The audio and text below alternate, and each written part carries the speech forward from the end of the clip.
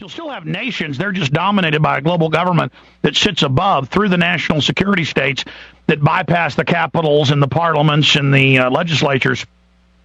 And then they just basically are foot soldiers who implement what the COG tells them. That's coming up in a few weeks when his book comes out.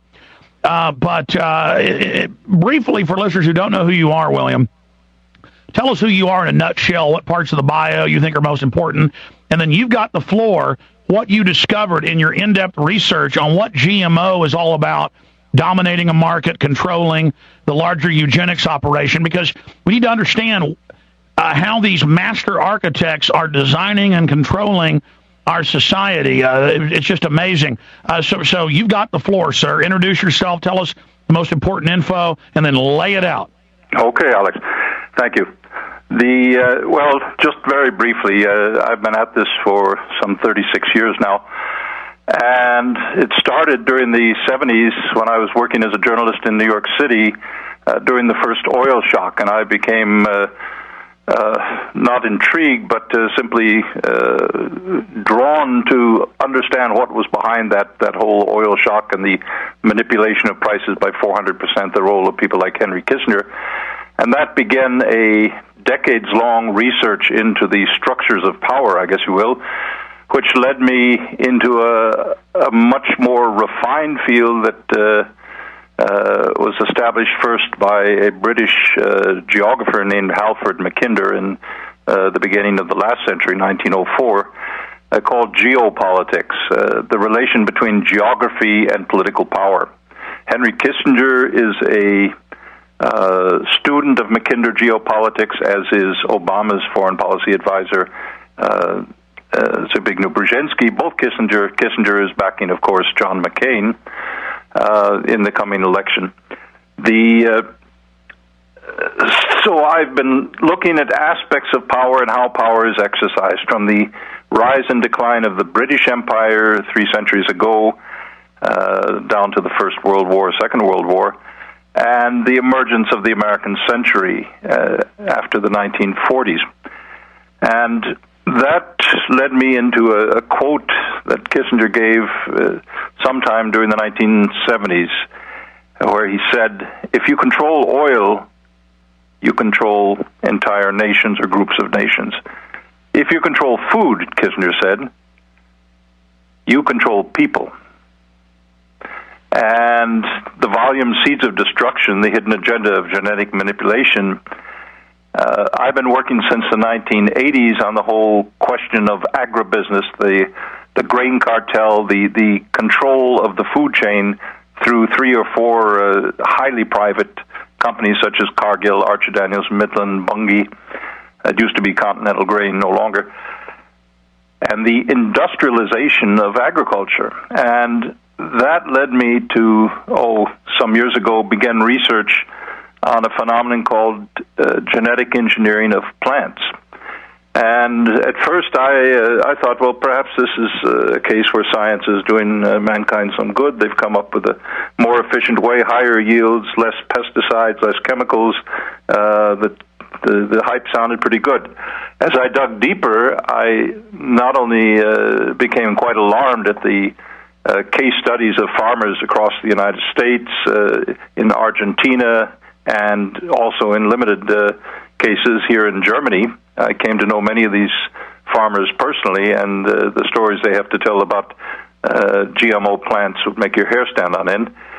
In any case, that wasn't the reason I wrote the Seeds of Destruction book. The reason I wrote it is because as I dug deeper, I found out that the entire project of GMO was financed from the get-go by the same family foundation which financed the Nazi race science eugenics during the 1920s and 1930s. And when I say Nazi race science, I mean the Kaiser Wilhelm Institute in Berlin and in Munich, where they did brain research, they did forced sterilization experiments, and so forth. And that predates Hitler, and that, of course, was a Rockefeller family. I haven't read your book, but I know that from the research. And again, this is, from my study, and it's an absolute fact, not my opinion or your opinion, the foundation of all the modern social planning and the direction of all the sciences is to carry out aggressive negative eugenics against the population. Go ahead. Right, and the Nazis called it creating the master race and eliminating the inferior races. Auschwitz and places like that were connected with that whole enterprise. Joseph Mengele, the Doctor of Death, he was a part of this Nazi eugenics. And many of these scientists, interestingly enough, were brought back on the quiet by the Rockefeller Foundation and their networks to do research. They were sheep-dipped and laundered into respectable German scientists or whatever, and continued their work in various institutions in New York State and elsewhere. And here's a microcosm with the Cold Springs Harbor. You have Dr. Watson, not the IBM eugenicist who funded a lot of it, and the machines that were used for listeners, but the other Watson, who just said a few months ago blacks aren't human, basically, and got in trouble and lost his job at the Human Genome Project at Cold Springs Harbor.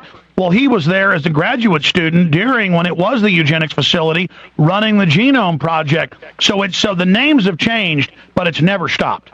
Well, they got into an embarrassment right after the war when all the Auschwitz and Bergen-Belsen, the various gas ovens came out in the Nuremberg trials, and they said, well, the new name of eugenics is genetics. And then John D. Rockefeller III, who was a passionate eugenicist, race reducer, if you will, he founded something called the Population Council with the Frederick Osborne, the former president of the American Eugenics Society.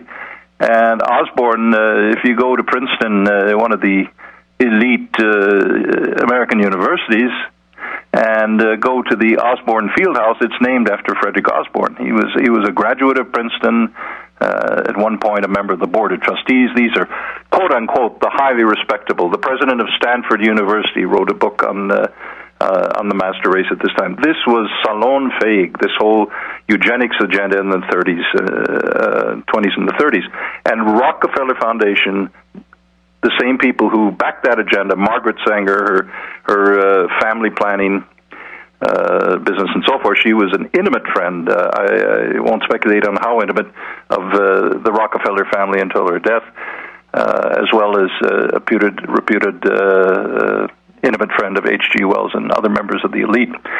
So this group developed a project after the 1950s, which they called the Population Council. John D. Rockefeller and Osborne founded this thing with Rockefeller money, and that started research on all sorts of things, including creation of intrauterine devices. They were desperately trying to come up with something called a birth control pill.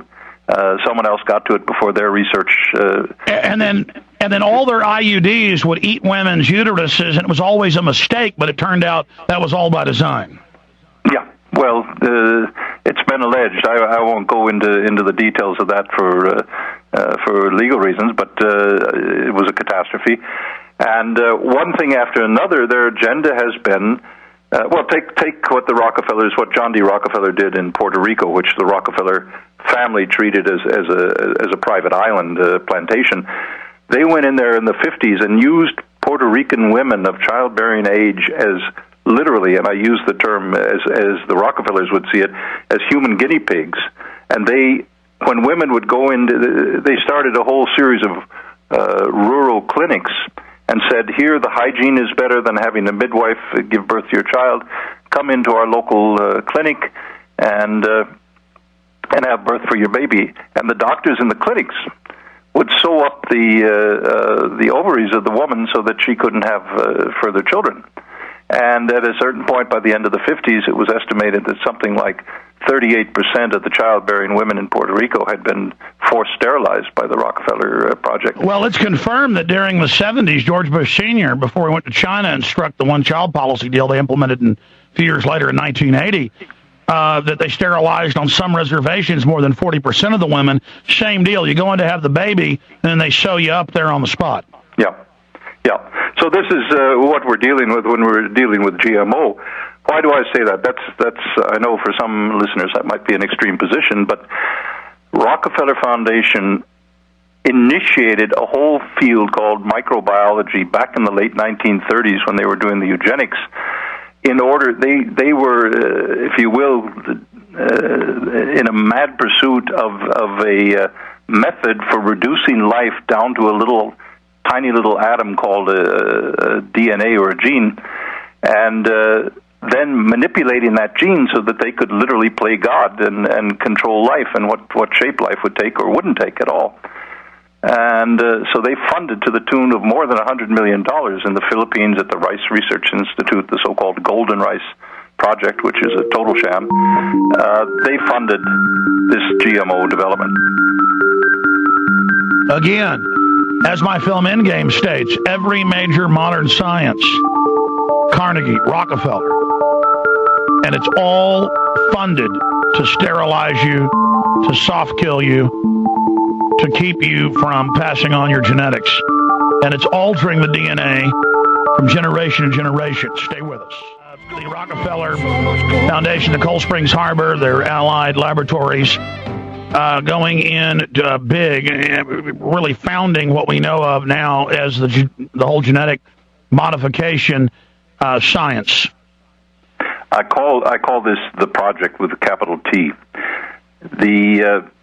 The idea of patenting and genetically modifying seeds of the basic food stock of the human food chain, rice, wheat, soybeans, corn, this is what they've targeted. And more than $100 million of Rockefeller research money has gone into this since the late 1960s, early 1970s. Then the other thing that makes this a geopolitical question and not simply a question of biology is the fact that the patents are in the hands of 4 giant agribusiness companies, seed companies that actually started out as chemical companies and remain chemical companies. And that's why the seeds, most of them have to have that special chemical applied. Well, I'll go through this in a minute, Alex, if you bear with me. The three of the 4 horsemen of the apocalypse, I call them, Monsanto, DuPont, and Dow Chemical, 3 of the 4 have intimate connections with top-secret Pentagon bioweapons research programs, including during the Vietnam War, the Agent Orange, PCBs, dioxins. They have lied repeatedly to the public about the danger and the contamination of those chemicals in the streams of their factories across New York State and across America.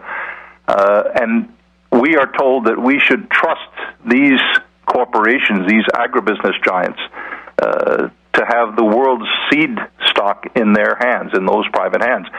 Well, add to that the question of Terminator. I'll come back to your point in just a minute, but the Terminator is a popular name for something called GURTS.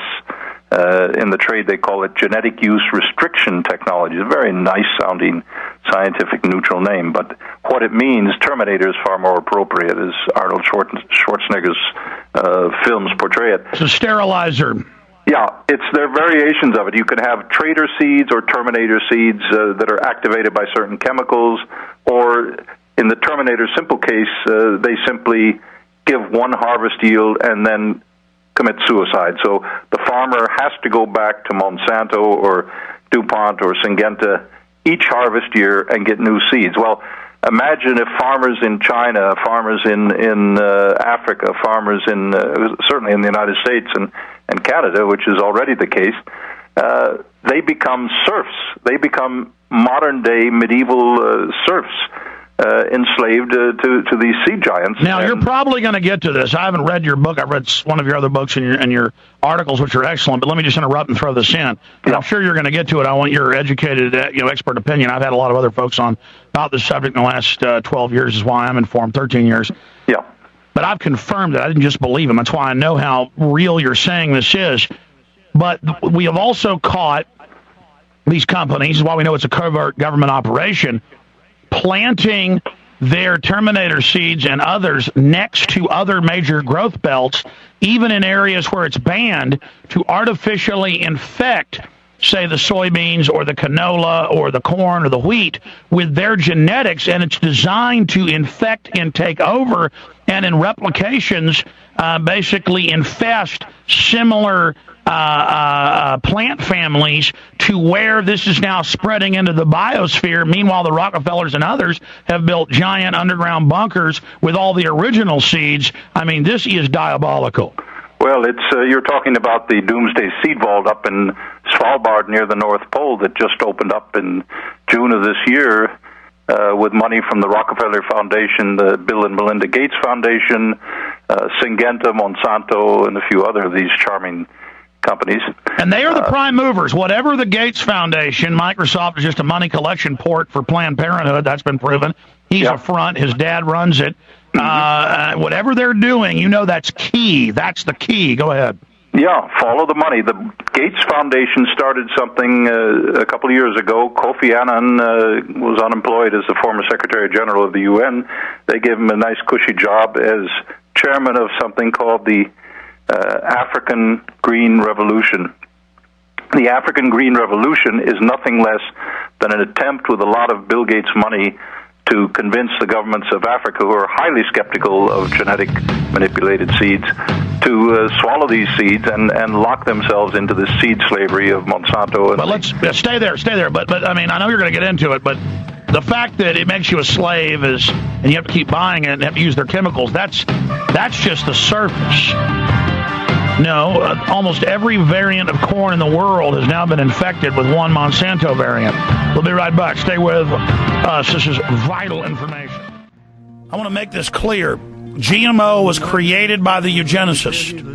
They understand that breeding and seeds and animals is key. And they've just conditioned us to announce, hey, cloned beef on store shelves now without labels. Cloned chickens, cloned cows. It's all out there now. It's all been announced. Oh, we're doing cross-species human hybrids for organ harvesting. But we're keeping them small down at the little embryo level. And then you read deeper in the research, they're not. That's the stuff they admit. Splicing humans with pigs, insects. Going back 20 years ago, they admit spiders with goats for body armor. It is completely out of control, and I've had all these top genetic engineers, people that were running major companies making millions a year, and they would feed a new potato with one gene changed to the rats, and half the rats would die. And then if you kept feeding it, they'd all die. And they'd say, we got to tell the public, and they'd say no. And then magically, see, this is a perfect crime, because very few people can go look at this and study this and then do the multi-million-dollar test to see what it does. But when they find out, they know what the studies are doing. When other groups and other institutions study it, they find it's sterilizing mammals, it's toxifying them, increasing cancer. They're finding mutations after gestation, which they'd always thought you got deformities, during early embryonic development, but they're finding rats and guinea pigs and things are getting deformed and having deformities with organs and things after they're born. I mean, this is mega massive, ladies and gentlemen. That's some of the things I wanted to throw out there because this is so diabolical. I know he says it gets into all that, but I want to get your take on that. So continue walking us through this story that you cover in your amazing investigative book, sir. Please continue. Let's take the geopolitics a step further in time and go to the year 1992, sometime after this whole GMO project was started by the Rockefeller Foundation. And we have a meeting, a closed-door White House meeting, unpublicized, between George Herbert Walker Bush, the president at the time, and the president of Monsanto in St. Louis, the leading patenter of genetically modified seeds and also the chemical herbicides that are uniquely suited to those GMO seeds, like Roundup Ready soybean seeds and Roundup herbicide by Monsanto. You have to have both. So anyway, Monsanto sat down with Papa Bush in 1992 and said, look, this can be a huge, this was the public version of what they said. You can imagine what they said in private. This can be a huge boon, a new growth area for the U.S. economy, biotechnology, genetically modified seeds, and so forth. But in order for the private sector to really do its stuff, we need to be free to be creative, free from government meddling. So Father Bush signed an executive order that is called the Substantial Equivalence Order. Now, listeners should write that down and study that word and look it up under Google, because it's worth looking. Substantial equivalent means, according to Bush, according to this executive department order in 1992, that GMO corn or GMO soybean is to henceforth be treated as substantially equivalent to a normal ear of corn or a normal sprout of soybeans. So they wave a magic wand, no more testing, no more nothing, put whatever you want on their plates, add other animal, insect, plant DNA Exactly. to it. Just I'm the judge, jury. I'm now the EPA and the FDA. I wave a wand. The EPA and the FDA then was staffed by Monsanto people or people from DuPont and Dow in a revolving door system, and they would write the rules for the EPA. The EPA would accept the tests of Monsanto as Bible truth and never second-guess them. I mean, the criminal conflict of interest here is just staggering, and most Americans think, well, we have a Food and Drug Administration that is mandated to protect the food and health of the American people. Well, guess again, ladies and gentlemen, they aren't doing that in Washington since at least 1992. Briefly, I just want to add this, and I'm going to try to let you go. Just there's so much. I want to back up. Remember the different university studies they did in the U.S. and Europe, where they found that if an authority figure said kill one in a test, they thought in the university they were really killing people. 90+% of the time they would commit the murder just because an authority figure told them it was okay to do in a university study. Remember the electroshocks? It's the same thing. The president says no more restrictions, no more testing. They would then follow the orders, even though whistleblowers came out and said this is deadly, this is going to kill people. They just said nope. The president says it's good. Well, one of the most famous cases of whistleblowers, a dear friend of mine, Dr. Arpad Pustai, who's living in Scotland, and he was fired from Rowett Research Institute at the time, 1997. He was the world's leading GMO researcher and thought it was a positive boon for mankind, a solution to world hunger. And he did exactly the kind of research you're talking about with laboratory rats and potatoes. And this man is no amateur. He's now 77 years old and highly informed and careful scientist. And he found that the brains, the inner organs of the rats fed on GMO potatoes diet for more than 3 months were dramatically shrunken. And he told his boss and said, we have to sound the alarm on this. They went on Channel 4, a prominent British television channel. It was picked up all around the world for 72 hours. And then suddenly it was dead in the water. You never heard another word about. And then they fired him. Thank God for him blowing the whistle. I interviewed him several times. I've dropped out of touch with him. I need to get his number again. We had a computer fail. I need to get him back on. But go ahead. Yeah, definitely. He's more than willing to talk about these dangers. But as he puts it, basically the British government was willing to make the population human guinea pigs in something that should be at the very, very minimum 20 or more years of long-term, totally controlled animal studies before the genie is released and set forth on the human. And by the way, you just glazed over that. It did a lot more to the rats. It caused the bizarre afterbirth deformity. It caused them to have intestinal tumors, all sorts of medical problems. These were some other experiments, so far as I know, but... well, on my show, he was covering the other experiments that other... Okay, but that... In other words, it's highly unstable, as Dr. Pustai repeatedly points out. This is not some stable alteration. It's not like hybrid corn where you breed two strains of corn for weather resistance. This is introducing foreign genetic material. This is unnatural alteration of the DNA. But that's what Rush Limbaugh does. And you know, he goes on and he says, when you breed two dogs, that's genetic engineering. When you cross the corn like George Washington Carver, but that's natural breeding. That's how things naturally mixed in the wild. It's the same species. It's not with a gene gun firing reptile genetics into a salmon gene and then putting that in corn. Yeah. Well, let me give another example, which is, I think, one of the emblematic examples. In 2001, a small San Diego biotech company called Episeed, maybe you've heard of it, few people have. Episeat, the president of Episeat, gave a press conference. He was just as pleased as punch to announce this to the world. And he said, back behind me, we have a greenhouse full of spermicidal corn. That is corn genetically modified so that men, this is not animals, men who eat this corn will become sterile. And it's a spermicide. It kills sperm. And he said, this is a solution to the world population problem. Yeah, now, if you live in Mexico, you know how, or if you even travel through Mexico and Central America, so you know that corn is a staple of the peasant diet. And that's going to jump into other corn, open-air planted, just like Protegene with the AIDS virus jackets in the corn. And then that happened 8 years ago and was quietly covered up. Unbelievable. Yep. Well, as one scientist from Stanford University put it, you would think that no one in their right mind would do something like this, but as he put it, and he worked on the Jason project with the Pentagon as a biologist and so forth, so he knew a little bit the inside story. He said, not everybody is in their right mind.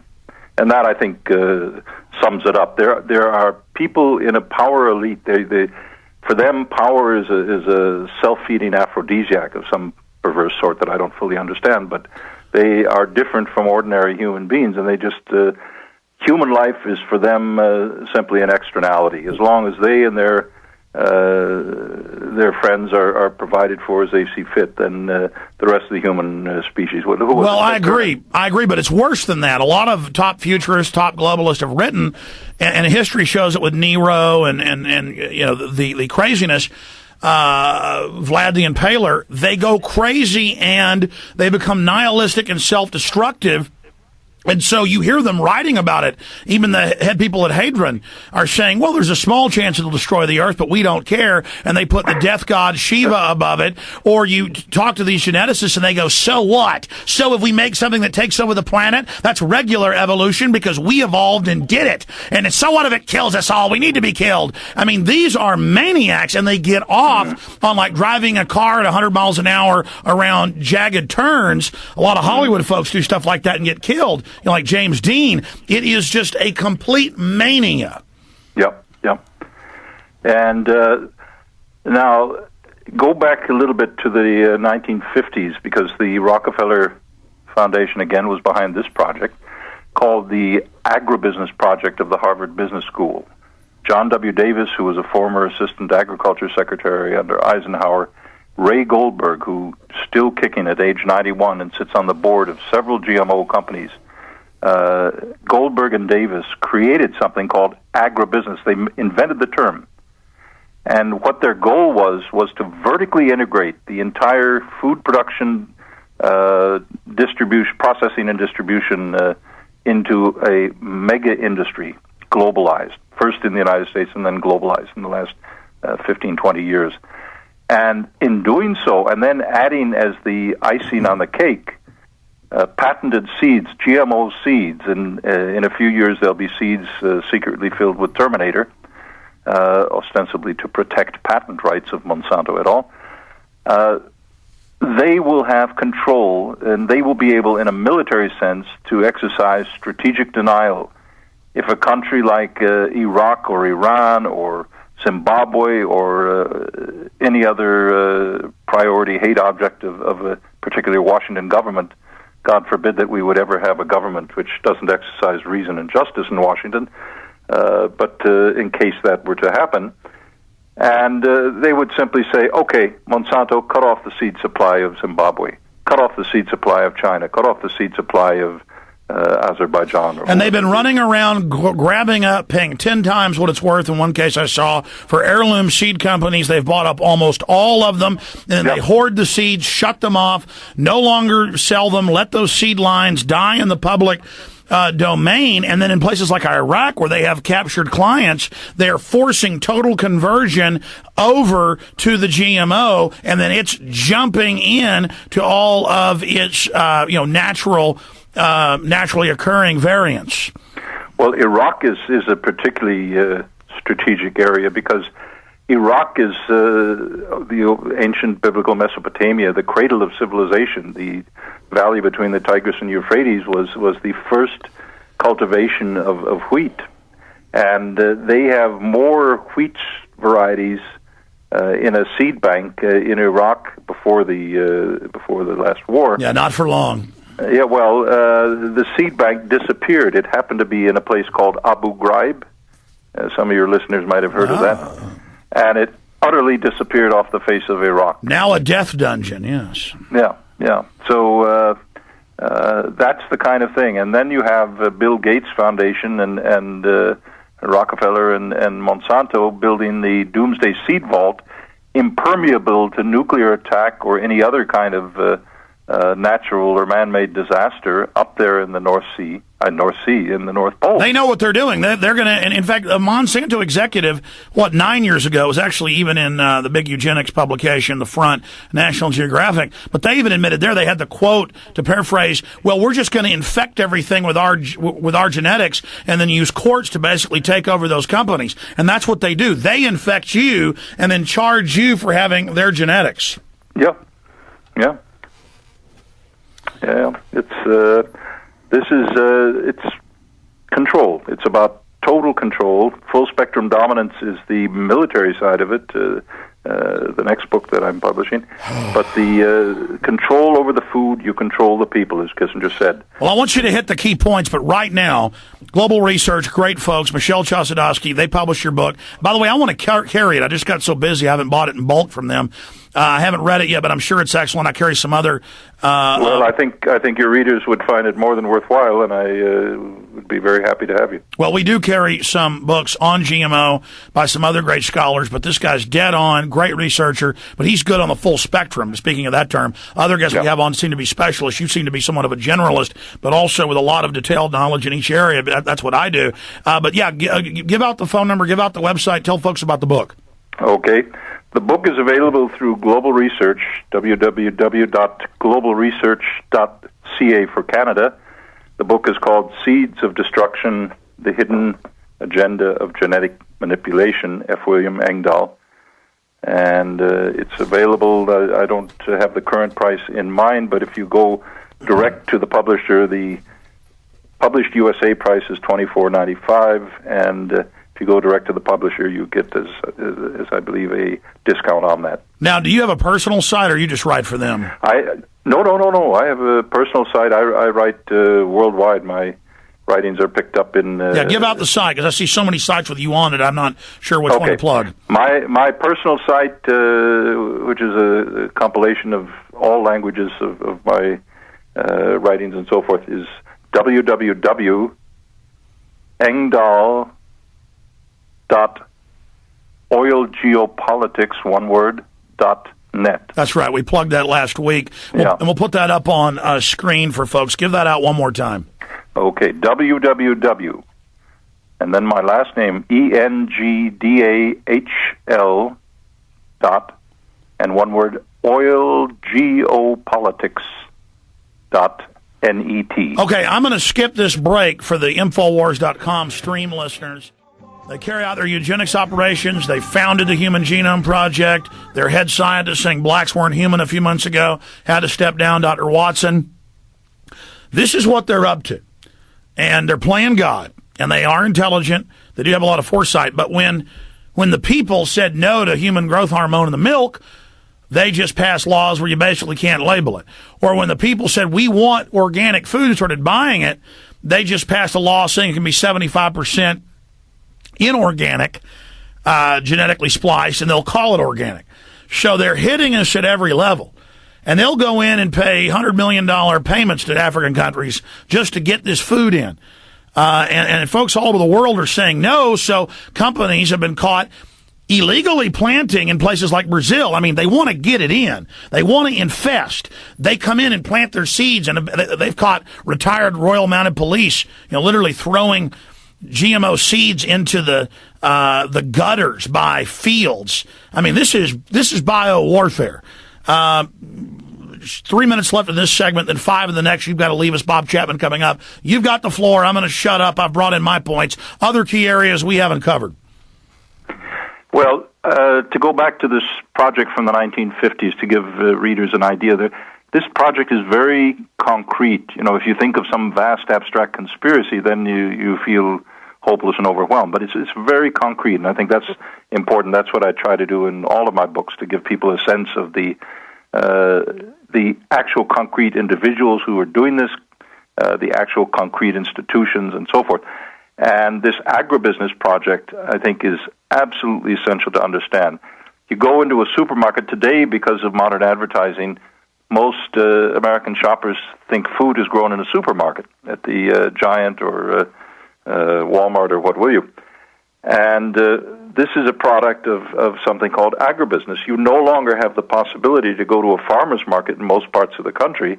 Similar thing in Europe, although you do still have institutions in France, Germany, and elsewhere of these weekly farmers markets. Thank goodness. But more and more of those are getting agribusiness tomatoes from Holland or South Africa or whatever. But the vertical integration of the food chain in the hands of 3 or 4 giant multinational companies. The grain trade is in the hands of essentially 3 giant corporations. One of them, Cargill Corporation, is a private family-held corporation. The former chairman of it, Whitney McMillan, was a Skull and Bones member, along with the Bush father and son at Yale University. And they have more power than most governments. They determine the power, and this I documented in on-the-spot research, talking to principals involved at the European Commission in Brussels, in Belgium, back in the 1980s. They determine European Union grain policies. They were the ones who determined that the grain mountains would be eliminated in Europe and also in the United States just in time for their policy of biofuels, burning corn, burning different crops like canola or rapeseed as automobile fuel instead of using it for the human food chain or the animal food chain. And what has that done in the last 3 years, since 2005, and the Bush administration provided these huge incentives for biofuels to farmers? Half of the corn crop of the United States of America is burned for transport fuels. It's absolutely criminal. So this is the kind of thing that they're playing around with this agribusiness, this cartelization, monopolization of the food chain, and that is a highly unhealthy process for the human species. All right, got a break. 1 minute break. Final segment with F. William, our guest, just an amazing researcher, F. William Engdahl. I'm Alex Jones. Stay with us. This is Warfare. Thank you for listening to I'm going to skip this 1 minute break, too. Yeah, for the internet listeners, William, we're skipping this little break right now. This thing goes up on prisonplanet.tv. They're watching live. They're listening live. Then it's magnified as it spills out onto all the web channels.